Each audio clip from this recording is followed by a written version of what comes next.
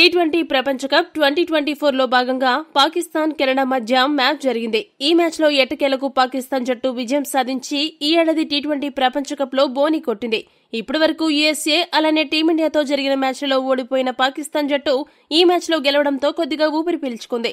కానీ ఆరంభంలోనే 2 జట్లతో ఓడిపోవడంతో పాక్ జట్టుకి సూపర్ 8కు చేరే అవకాశాలు చాలా సంక్లిష్టంగా మారాయి.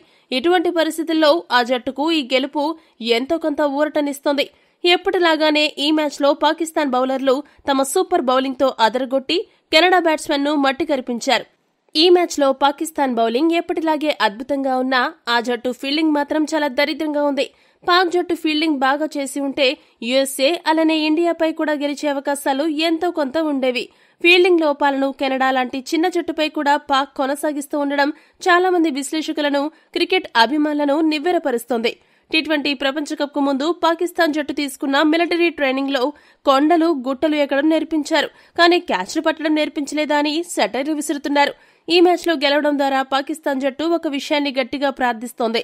అదేంటంటే యూఎస్ఏ జట్టును టీమిండియా జట్టు చిత్తుచిత్తుగా ఓడించాలని గట్టిగా కోరుకుంటుంది. ఎందుకంటే ఎప్పుడైతే అలా జరుగుతుందో పాకిస్తాన్ జట్టుకు సూపర్ 8 అవకాశాలు కొద్దిగా మెరుగుపడతాయి. అదే సమయంలో ఐర్లాండ్తో జరగబోయే మ్యాచ్లో యూఎస్ఏ జట్టు ఓడిపోవాలి, పాకిస్తాన్ గెలవాలి. ఇలా జరిగితే పాకిస్తాన్ సూపర్ 8కి వచ్చే అవకాశాలు ఎక్కువగా ఉన్నాయి. కానీ ప్రస్తుతం ఉన్న జట్ల ఫామ్ ను విశ్లేషిస్తే పాక్ కంటే యూఎస్ఏకే సూపర్ 8కు చేరే అవకాశాలు ఎక్కువగా కనపడుతున్నాయి. మీ దృష్టిలో సూపర్ 8కి మన గ్రూప్ నుండి ఎవరికి వెళ్లే అవకాశాలు ఎక్కువగా ఉన్నాయో కామెంట్ చేయండి. ఈ మ్యాచ్ హైలైట్స్ విషయానికి వస్తే టాస్ గెలిచిన పాకిస్తాన్ జట్టు మొదట బౌలింగ్ చేయాలని డిసైడ్ అయింది.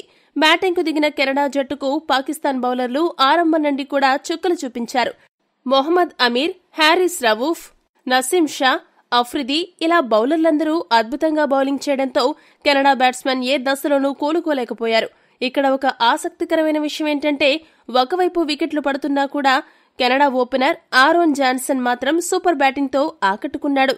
తన సహచర ఓపెనర్తో పాటు కెనడా మిడిల్ ఆర్డర్ మొత్తం అట్టర్ ఫ్లాప్ అయినా కూడా ఆరోన్ జాన్సన్ మాత్రం 44 బంతుల్లో 52 పరుగులు చేసి అర్ధ సెంచరీ పూర్తి చేశాడు. జాన్సన్ అవుట్ అయ్యాక కెనడా స్కోర్ 100 పరుగులైనా టచ్ అవుతుందనే అనుమానం కలిగింది. ఎందుకంటే కెనడా జట్టు టాప్ ఆర్డర్తో పాటు మిడిల్ ఆర్డర్ బ్యాట్స్మెన్లలో ఏ ఒక్కరూ కూడా కనీసం 5 పరుగుల మార్కును కూడా అందుకోలేకపోయారు. దీన్ని బట్టి ఆ జట్టు బ్యాటింగ్ ఆర్డర్ ఎంత పేలవంగా ఉందో అర్థం చేసుకోవచ్చు. అయితే చివర్లో వచ్చిన సాద్ బిన్ జాఫర్ 10 పరుగులు, కాలేయం సనా 13 పరుగులు, దిలోన్ 9 పరుగులు చేయడంతో కెనడా జట్టు 20 ఓవర్లకు గాను 7 వికెట్లు నష్టపోయి 106 పరుగులు చేయగలిగింది. పాకిస్తాన్ బౌలర్లలో మొహమ్మద్ అమీర్ 4 ఓవర్లకు గాను 13 పరుగులు మాత్రమే ఇచ్చి 2 వికెట్లు పడగొట్టగా హారిస్ రవూఫ్ 4 ఓవర్లకు గాను 26 పరుగులిచ్చి 2 వికెట్లు దక్కించుకున్నాడు.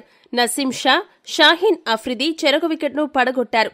107 పరుగుల విజయ లక్ష్యంతో బరిలోకి దిగిన పాకిస్తాన్ జట్టుకు ఆ జట్టు ఓపెనర్ సైమ్ అయూబ్ 6 పరుగులకే అవుట్ అయ్యి తీవ్రంగా నిరాశపరిచాడు. మరో ఓపెనర్ మహ్మద్ రిజ్వాన్ అలానే one down batsmen Babar Azam మాత్రం అద్భుతంగా ఆడి 2వ వికెట్కు 63 పరుగుల కీలక భాగస్వామ్యాన్ని నెలకొల్పి పాక్ జట్టు విజయాన్ని ఖాయం చేశారు. వీరిద్దరే మ్యాచ్ను ముగిస్తారేమో అని అనుకుంటున్న తరుణంలో 33 పరుగుల వద్ద వ్యక్తి బాబర్ ఆజం అవుట్ అయ్యాడు. బాబర్ ఆజం అవుట్ అయినా కూడా మహ్మద్ రిజ్వాన్ తనదైన శైలిలో బ్యాటింగ్ చేసి చివరి వరకు క్రీజ్లో ఉండి పాకిస్తాన్ను గెలుపు తీరాలకు చేర్చాడు. ఈ మ్యాచ్లో రిజ్వాన్ 53 పరుగులు చేసి అజేయంగా నిలిచాడు. పాక్ జట్టు 17.3 ఓవర్లలో 3 వికెట్లు నష్టపోయి లక్ష్యాన్ని ఛేదించింది.